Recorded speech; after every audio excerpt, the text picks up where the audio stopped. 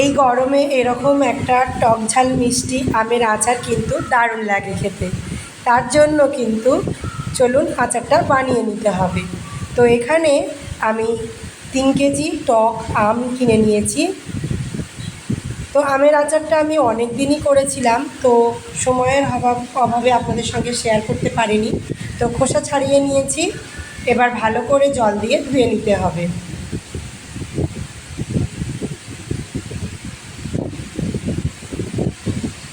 আর তারপর আমি এই আমগুলো কেটে নেব।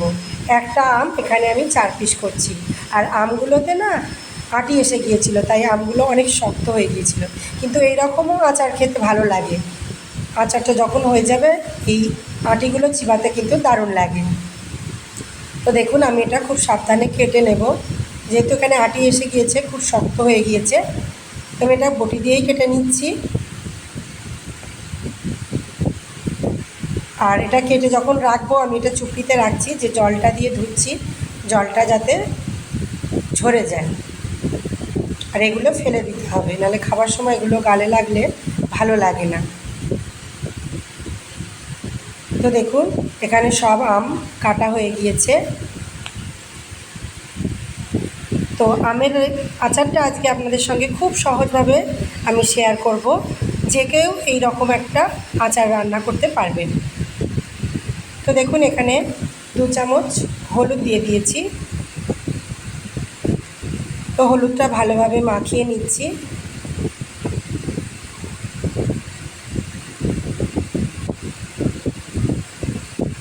তারপর একদিন আমি রোদ্দুরে দিয়েছিলাম। তো একদিনের রোদ্দুরেতেই এতটা শুকিয়ে গিয়েছে, এখন যা তাপ। তো এখানে প্রায় 3 কেজি গুড় আছে, আমি সবটা নেব না, আরও কিছু রেসিপি বানাবো।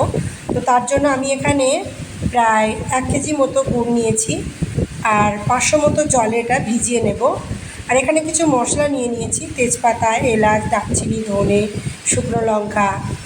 তো আপনারা চাইলে 5 ফোড়ন দিতে পারেন। মশলায় আচারে বেশি মশলা আমার ভালো লাগে না, আপনাদের পছন্দ অনুযায়ী দিতেই পারেন।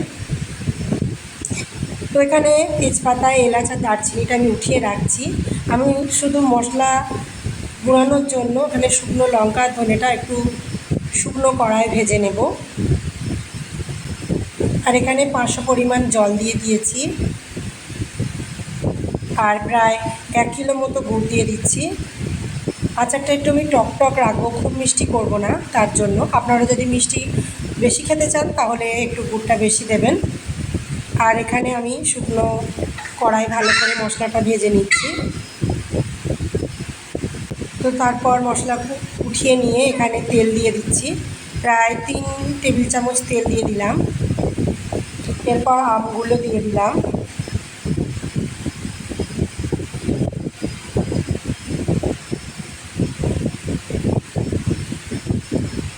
মিডিয়াম আছে আমগুলো একটু তেলের সাথে ভেজে নেব। এইভাবে তেলেতে নাড়াচাড়া করলে কি হবে, আচারটা অনেক দিন ভালো থাকবে, ফ্রিজে না রেখেও অনেক দিন ভালো থাকবে। তো এই পর্যায়ে আমি তেজপাতা, এলাচ আর দারচিনি দিয়ে দেবো, দিয়ে একটু নাড়াচাড়া করে নেব।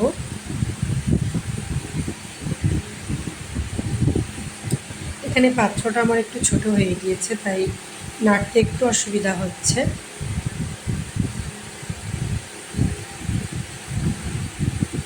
এখানে আমি যে ফুটিয়ে রেখেছিলাম গুড়টা, এটা ছেঁকে দিয়ে দেব।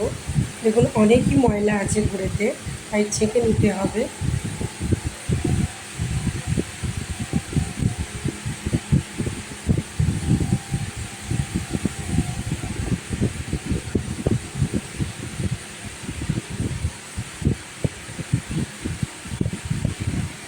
পুরোটাই দিয়ে দিলাম। এখানে 3 কেজি আমে আমি 1 কেজির মতো গুড় দিয়েছি, আর আমটা অনেক টক ছিল। মিষ্টিটা আপনাদের প্রয়োজন মতো দিতে পারেন। এখানে কিন্তু আমি আমগুলোকে সব কিন্তু ডুবিয়েই জল দিলাম। যতটা আমগুলো যতটা জলটা শুষে নেবে, ততই কিন্তু আচারটা টেস্টি হবে। এই পর্যায়ে অল্প একটু লবণ দিলাম, দিয়ে আবারও একটু মিশিয়ে নেব।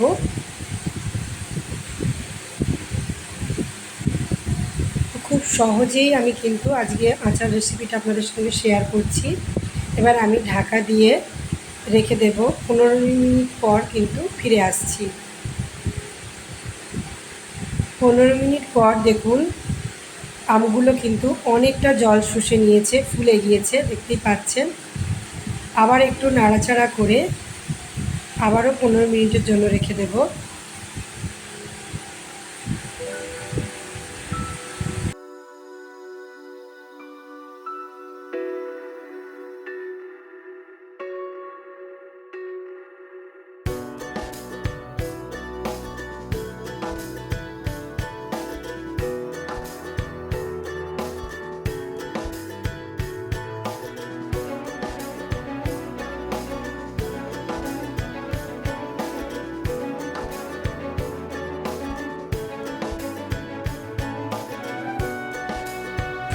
তো দেখুন 15 মিনিট পর আবার ফিরে এলাম।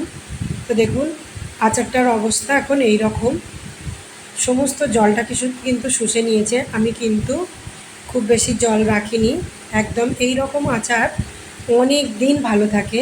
আপনারা কিন্তু সারা বছর জুড়ে এই রকম আচার রেখে দিতে পারেন করে।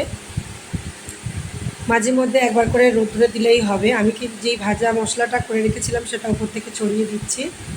দারুণ টেস্টি আর খুবই সহজ, একবার হলেও বাড়িতে ট্রাই করতে পারেন, দারুণ লাগবে আমি বলছি। তো দেখুন এবারে মিশিয়ে নেব। কাচের বয়মে আপনারা রেখে দিলে অনেক দিন ভালো থাকবে, ফ্রিজে রাখারও দরকার নেই। তো আশা করছি আজকের এই সহজ রেসিপিটি আপনাদের কাছে ভালো লেগেছে।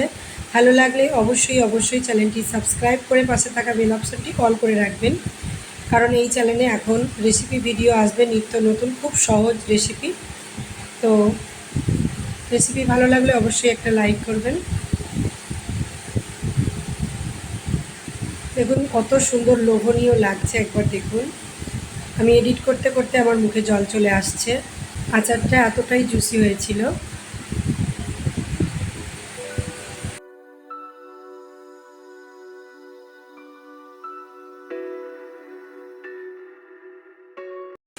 তো বয়েমে পুড়তে পুড়তে আমি আপনাদের সঙ্গে দেখাচ্ছি, এটা আমরা মা মেয়ে খেয়ে নিয়েছিলাম।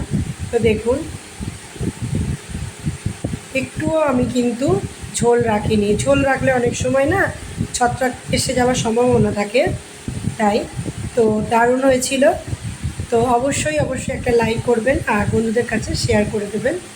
তো আজকের মতো এখানেই বিদায় নিয়ে নেব। সবাই ভালো থাকবেন, সুস্থ থাকবেন, আর এই চ্যানেলটি অবশ্যই সাবস্ক্রাইব করে পাশে থাকবেন। সকলকে অসংখ্য ধন্যবাদ। আল্লাহ হাফিজ।